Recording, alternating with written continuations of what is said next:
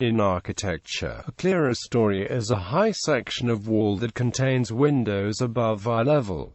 The purpose is to admit light, fresh air, or both. Historically, clerestory denoted an upper level of a Roman basilica or of the nave of a Romanesque Gothic church, the walls of which rise above the rooflines of the lower aisles and are pierced with windows. Similar structures have been used in transportation vehicles to provide additional lighting, ventilation, or headroom. History. Ancient world. The technology of the clerestory appears to originate in the temples of ancient Egypt. The term clerestory is applicable to Egyptian temples, where the lighting of the hall of columns was obtained over the stone roofs of the adjoining aisles, through slits pierced in vertical slabs of stone.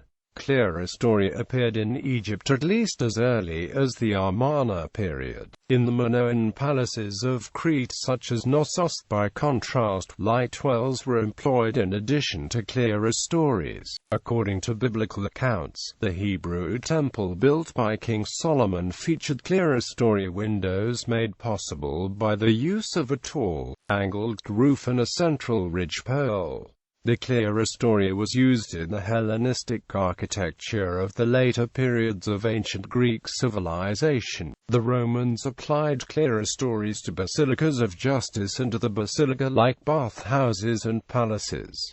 Early Christian and Byzantine basilicas. Early Christian churches and some Byzantine churches, particularly in Italy, are based closely on the Roman basilica, and maintained the form of a central nave flanked by lower aisles on each side. The nave and aisles are separated by columns appears, above which rises a wall pierced by clerestory windows.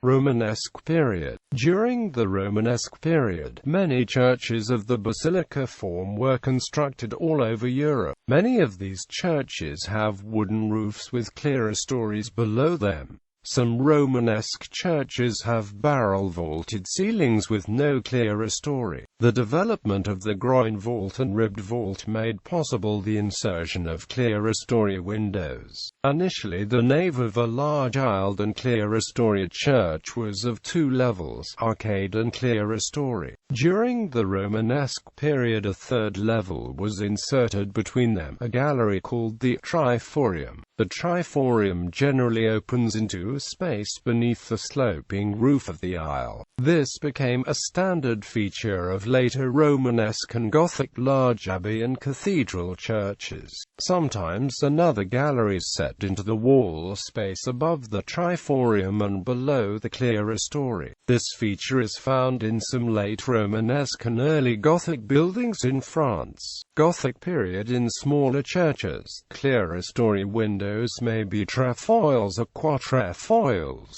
In some Italian churches they are ocular. In most large churches, they are an important feature, both for beauty and for utility. The ribbed vaulting and flying buttresses of Gothic architecture concentrated the weight and thrust of the roof, freeing wall space for larger clerestory fenestration. In Gothic masterpieces, the clerestory is generally divided in two bays by the vaulting shafts that continue the same tall columns that form the arcades separating the aisles. For the nave, the tendency from the early Romanesque period to the late Gothic period was for the clerestory level to become progressively taller and the size of the windows to get proportionally larger in relation to wall surface. Emerging in works such as the Gothic architecture of Amiens Cathedral or Westminster Abbey, where the clerestories account for nearly a third of the height of the interior.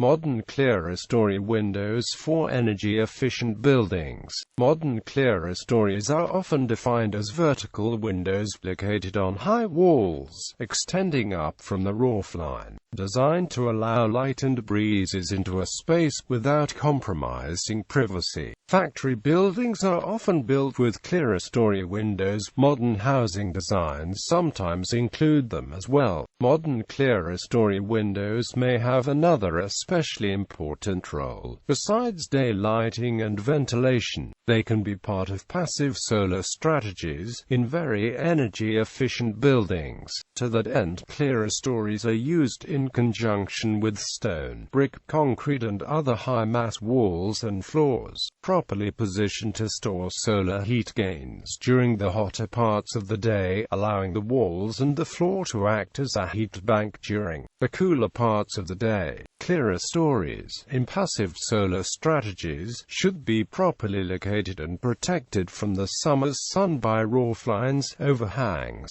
recessed thick walls or other architectural elements in order to prevent overheating during the cooling season. Transportation. Clerestory roofs were used on railway carriages from the mid-19th century onwards in the U.S. The first Pullman coaches in England, which were also clerestory roofed, were imported and assembled at Derby, where Pullman set up an assembly plant in conjunction with the Midland Railway, a predecessor of the London Midland and Scottish Railway. The first coach, a sleeping car named Midland, was assembled and ready for trial running in January 1874. London Underground's last clerestory roofed trains were the Q stock, which ceased operations in 1971. Clerestories were also used in early double-decker buses, giving better ventilation and headroom in the center corridor, as well as better illumination.